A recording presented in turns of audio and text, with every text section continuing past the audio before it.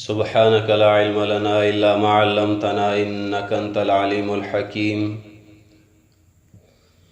رب اشرح لي صدري ويسر لي أمري واحلل عقدة من لساني يفقه قولي. رب زدني علما،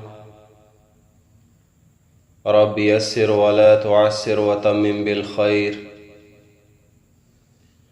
أعوذ بالله من الشيطان الرجيم. بسم الله الرحمن الرحيم. فتلقى آدم من ربه كلمات فتاب عليه إنه هو التواب الرحيم. قلنا اهبطوا منها جميعا فإما يأتينكم مني هدى فمن تبع هداي فلا خوف عليهم ولا هم يحزنون. صدق الله العظيم. سورة البقرة والإنسان دویم باب پدی کی شروع شوه. په دویم باب کی بیان د نعم اربعه روانو. باغی کی منگا درې نعم مفصل بیان کړی دی. اول نعمتو آیت نمبر 28 کی کنتم امواتا فاحیاکم نشوی ماشته کړی کیف تکفرون بالله. دویم نعمتو په آیت نمبر 29 کی خلق لکم ما فی الارض جميعا ټول منافع د ځمکې می تاسو له پیدا کړي کیف تکفرون بالله. دریم نعمتو آیت 13 نه شپږ 13 پوری پدې کې دای ذکر کولو قلنا للملائکه اسجدوا لآدم فسجدوا. آدم ته ټولو مخلوقاتو سجده وکړه نو هغه ما معزز کو په ټولو مخلوقاتو. گویا کې داغه بچی یعنی تاسو مې معزز کړی کیف تکفرون بالله. سلورم نعمت مونږه شروع کړو آیت نمبر 13 کی فتلقى آدم من ربه کلمات فتاب علیه. الله پاک په مهرباني کړی دی چې کلمات ورکړي دي داغي په سبب د آدم علیه السلام زړه مطمئن کړی دی. په دې آیت باندې مونږه لفظی معنوي بحث کړو او صرف په دې کلماتن کې یو مسله پاتې وه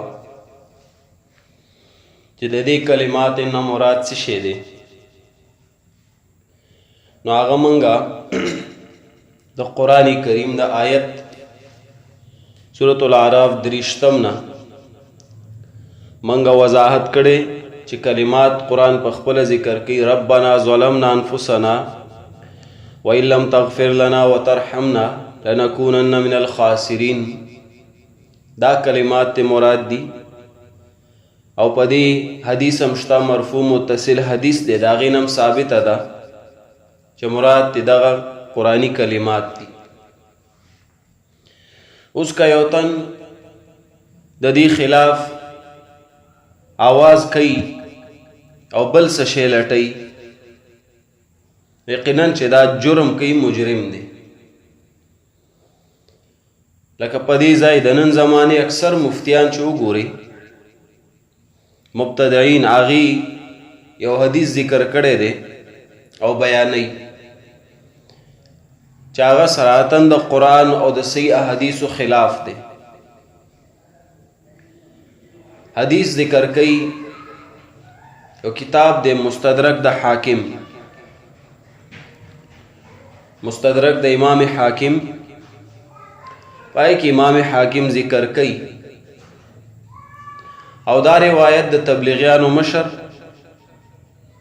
زکریا چې په کتاب کې د تبلیغیانو مشر دی دا غنوم دی زکریا، مولانا زکریا.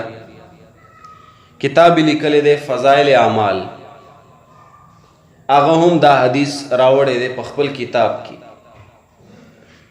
خو بیا ایمانداری دوره کړې چې د حدیث ترجمه یې کړې، خو چې په حدیث کې کم کلام دی هغه عربي کې لیکلی دی، خو د هغې ترجمه یې نه دی کړی. په دې کې محنت یې نه دی کړی چې عوام په دې پوه شي چې دا حدیث به بیاني، خو دا به کم قسم حدیثي. نو دا حدیث اصل د مستدرک د حاکم نه ماخوذ دی. احادیث مستدرک د حاکم ذکر کوي په روایت د عمر فاروق رضی الله تعالی عنہ وی هغه ویل قال رسول الله صلی الله علیه وسلم، وی نبی علیہ الصلوۃ والسلام فرمایل لما اقترف آدم الخطیہ، کله چې آدم علیہ السلام نه خطا وشوه، خطا ته سرزد شو، قال آدم علیہ السلام ویل یا ربی وربا اسألک بحق محمد صلی الله علیه وسلم الا ما غفرت لی، یا الله ز سوال کوم ستانه په وسیله د محمد علیہ السلام مگر ته ما ته بخنه کې، تب ما بخي. فقال الله تعالی، نو الله ورته فرمایل وکيف عرفت محمدا، او ته څنګه پیژنې محمد، ولم اخلقه، هغه ما لا نه دی پیدا کړی، تی څنګه پیژنې؟ آدم علیہ السلام تی ویل قالوا وی آدم علیہ السلام یا رب وربا لأنك لما خلقتني ونفخت في من روحك رفعت رأسي، یا الله کله چې تازه پیدا کړم او په ما کې دی خپل روح یعنی امر دی په ما کې راغی، زه ژوندی شم، ما سر پورته کړم. فرأیت فی قوائم العرش، نو ما پارش باندې ولیدو مکتوبا لیکلی شوی، څه شی لیکلی و پارش؟ لا اله الا الله محمد رسول الله. وی ما پارش باندې دا ولیدو چې هلته لیکلی و لا اله الا الله او ورسره محمد رسول الله. فعرفتو، نو زه پوه شم انک لم تضف الی نفسک الا احب الخلق الیک، زه په دې پوه شم چې بېشکه ته ځان سره نه یو ځای کوې مګر هغه څوک چې هغه تا ته په مخلوقاتو کې د ټولو نه محبوبي. نو زه په دې پوه شم چې دا محمد علیہ السلام تا د ځان سره ذکر کړی دی لا اله الا الله محمد رسول الله کې. نو زه په دې پوه شم چې دا تا ته ډیر زیات څوک محبوب دی. قال الله تعالی، نو الله فرمایل صدقت یا آدم، رښتیا دی وی او آدم، انه لاحب الخلق الی اذا سألتنی به فقد غفرت لك، تا چې مانو سوال وکړو نو ما تا ته بخنه وکړه. او بیا وی ولولا محمد ما خلقتک، او کچری محمد علیہ السلام نوی ما به تم نوی پیدا کړي. دا حدیث دی چې آدم علیہ السلام سر پورته کړ، نو دارش په قوایم باندې ولیدو لیکلی شوی لا اله الا الله محمد رسول الله. نو ما دا هغه وخت لیدلی یا الله ځکه ما د هغه په وسیله سوال وکړو، نو الله پاک ورته بخنه وکړه. نو یو ګوره وسیله ثابته شوه، آدم علیہ السلام په وسیله د نبی علیہ السلام غوښتی. دا حدیث امام حاکم په مستدرک د حاکم کی او امام بهقی هم ذکر کړی دی، طبرانی هم ذکر کوي. او دی حدیث ته چې وګوري او بل خوا د قرآن کریم تفسیر چې قرآن په خپله کوي او دارنګ مرفوع حدیث په دې شته متصل، نو بیا دا حدیث خو مکمل د دې خلاف راځي. نو یو د حدیث تضاد راغی د قرآن د دې آیت سره، ربنا ظلمنا انفسنا وان لم تغفر لنا وترحمنا لنكونن من الخاسرین. هلته هم سوال کړی دی د الله نه چې مونږه په ځان کمی وکړو یا الله، که مونږ ته بخنونو کې مونږ به تاوانیانو نه شو. هلته خو چرته هم د محمد علیہ السلام وسیله نه دی ذکر، نو حدیث کې د کم ځای راغی وسیله.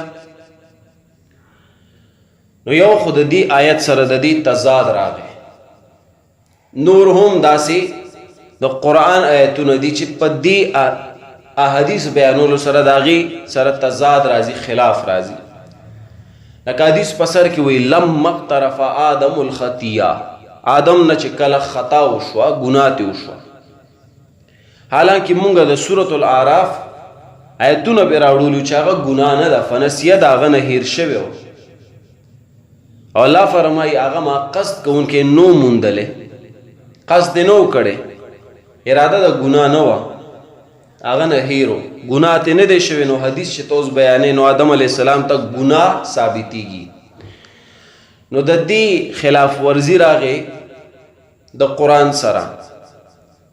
نو دوه ځایونو کې د قرآن سره د دې حدیث تضاد راغی، یو د اعراف سره او بل د سورة طه سره. بل دین علاوه چې په دې کې وګورئ وایي رب اسألک بحق محمد صلی الله علیه وسلم. هر کله چې آدم علیه السلام د ټولو نیکه د ټولو پلار هغه سوال کوي په وسیله د محمد علیه السلام، نو بیا د هغه بچو له هم د خپل پلار په نقش و قدم باندې تلل پکارو. د نوح علیه السلام دعاګانې شته په قرآن کې، خو چرېم دای نه دي ویلي اسألک بحق محمد. داود علیه السلام وګوره، صالح علیه السلام، د تمامو پیغمبرانو تر نبی علیه السلام پورې د هغې دعاګانې شته په قرآن کې، چرېم دای نه دي ویلي چې مونږ په وسیله د فلاني غواړو. نو رب اسألک بحق محمد صلی الله علیه وسلم دا د قرآن د ګڼو د سلهاو آیاتونو سره تضاد راځي. درې ځایه شو. بل په دې حدیث کې وایي عرفت محمدا ولم اخلقه، هغه لا ما نه دی پیدا کړی. نو همدقه بدبخته خلک بیا وایي اولینو، د ټولو نه مخکې پیدا او دلته خو بیا حدیث کې وایي چې اولین نه دی، هله ما نه دی پیدا کړی. بل د دې حدیث تضاد راځي د قرآن د یو بل آیت سره. لکه اخري حصہ د حدیث کی ویل لولا محمد ما خلقتک، که محمد علیہ السلام نے ما بنوے پیدا کرے تب امیم نے پیدا کرے. تا انسان و جنات و نور سور مخلوقات دی دا بمنو پیدا کرے. او حالانکہ قرآن کریم سوئی سورة الزاریات کی براشی شپک 50 آیت کی وما خلقت الجن والانس الا لیعبدون، او مونږ نه دي پیدا کړي جنات او انسانان مگر د پاره د خپل عبادت. هلته خو الله فرمای لیعبدون، او دلته وی لولا محمد ما خلقت، که محمد علیہ السلام نوی ما به تاسو هم نوی پیدا کړي. حالانکه په سورة الزاریات کې الله پاک څه فرمای چې ما پیدا کړي دي جنات او انسانان خو د پاره د خپل عبادت. او په دې ځای اکثر خلک یو شعر ذکر کوي د عبدالرحمن بابا، وی هغه وی که صورت د محمد نوې پیدا کړی به خدای نوې دا دنیا. دا شعر هغې ذکر کوي اکثر، وی که صورت د محمد علیه السلام پیدا نوې، یعنی د هغه شکل نوې پیدا، مطلب هغې پیدا کړی نوې. نو الله فرمایي که صورت د محمد نوې پیدا کړی به خدای نوې دا دنیا، دا دنیا به هم نو پیدا کړی. دا شعر د عبدالرحمن بابا دا په غلطو معنو ذکر کی. صورت نه مراد دلته سیرت دی او سیرت قرآن دی. قرآن کې توحید دی، نو که توحید نوې پیدا ما به دنیا نوې پیدا کړی. او حقیقت دا دی چې دنیا دا پیدا دی د پاره د توحید. دی وجه حدیث کې راځي تر سوچ یو کلمه گو مسلمان موحد په مخ د ځمکې د قیامت قیام نشي کېدی، بلکه دا دنیا نبی علیہ السلام له پیدا وي.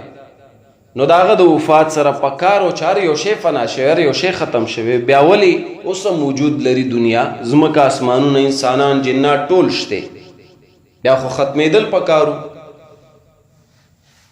برحال حدیث ذکر کی د کلمات اندلان دی، مفتیان صاحبان دا بیانې په جماعتونو بر سر منبر، او دی له دور حیا نه ورزي، دور شرم نه ورزي چې د الله په کور کې دی دروغ تړي د الله په رسول باندې.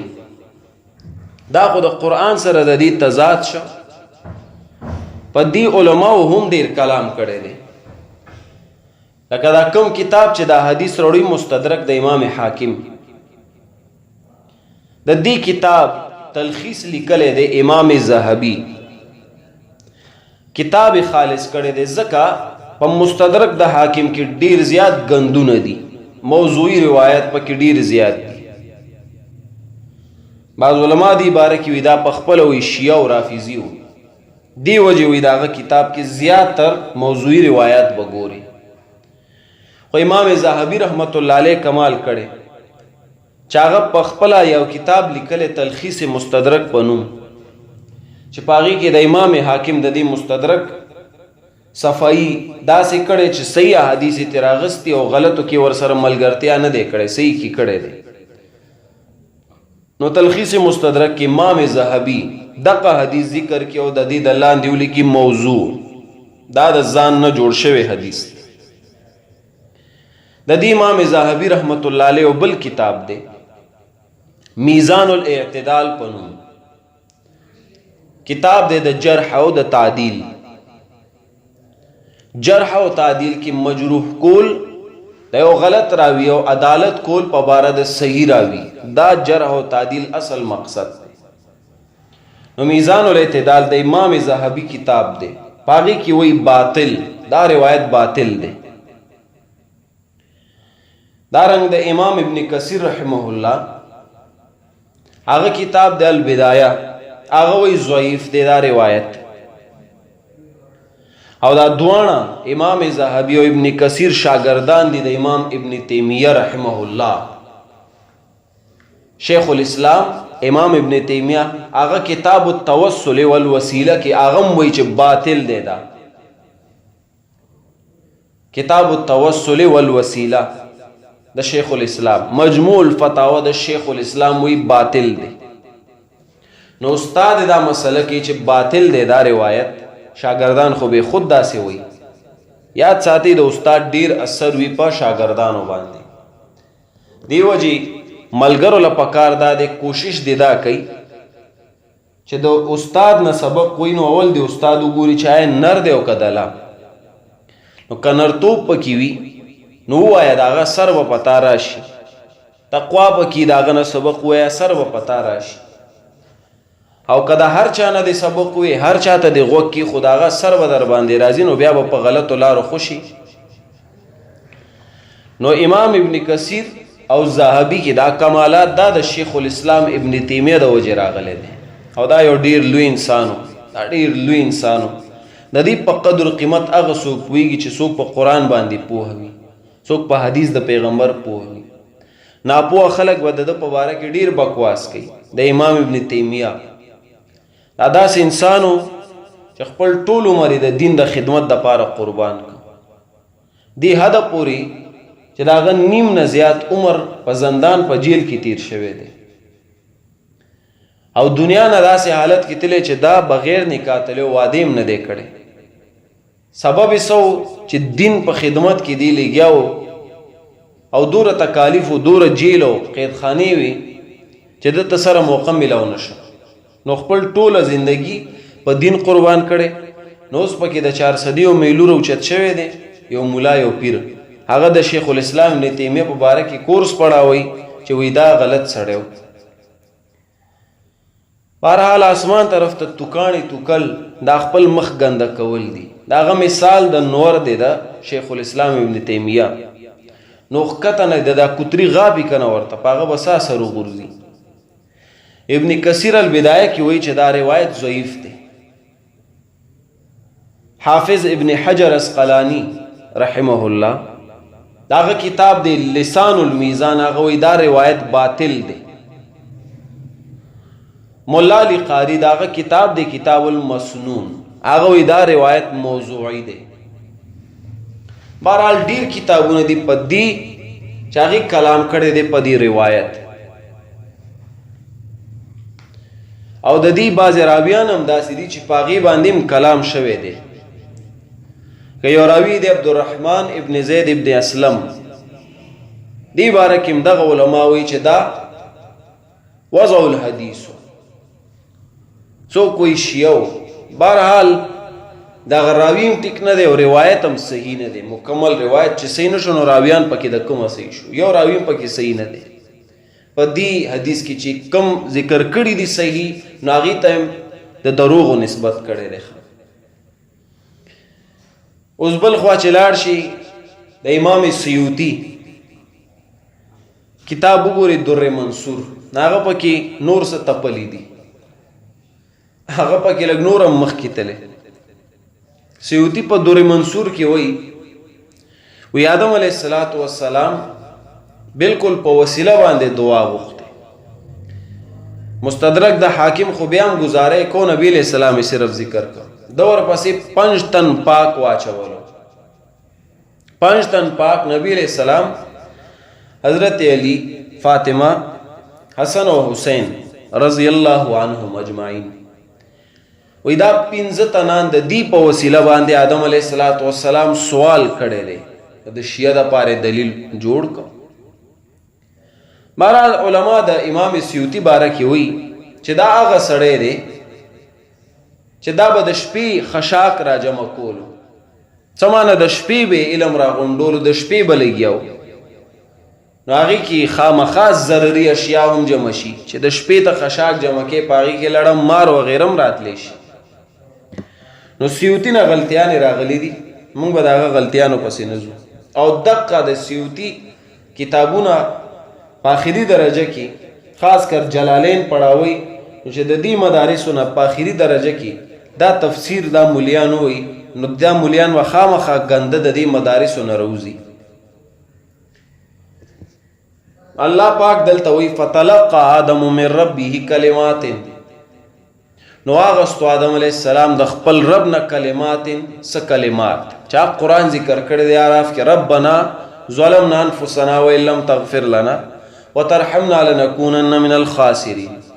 چار کله دا کلمات واغستو نو دوانو دغه کلمات لستو، فتاب علیه، نو مهربانی وکړو الله په دې آدم علیہ السلام، مهربانی په وکړو، زړه ورله تسلی کو، ځکه هغه پیغمبر او شان عبودیت او د هغې ځان ته د ګناه نسبت کول چې مانه خو جرم شوی، الله د هغې د تسلی د پاره وی فتاب علیه، نو مهربانی وکړو الله په هغه باندې.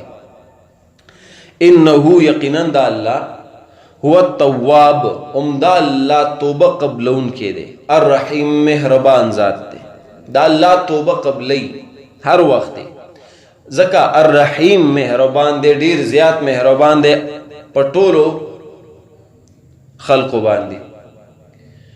نو په دې آیت کریمه کې څلورم نعمت کې دا و چې ستاسو په نیکۍ نه په تاسو باندې ما مهرباني کړې، نو کیف تکفرون بالله، څنګه د الله د یووالي نه انکار کوئ. قلنا اهبطوا منها جميعا، په دې آیت کریمه کې ترغیب القرآن دی، ورپسې تخویف دی. نو زه انشاءالله که ژوندو هغه به سباني سبق کې وایو. وصلى الله تعالى على خير خلقه محمد وآله وأصحابه أجمعين برحمتك يا أرحم الراحمين.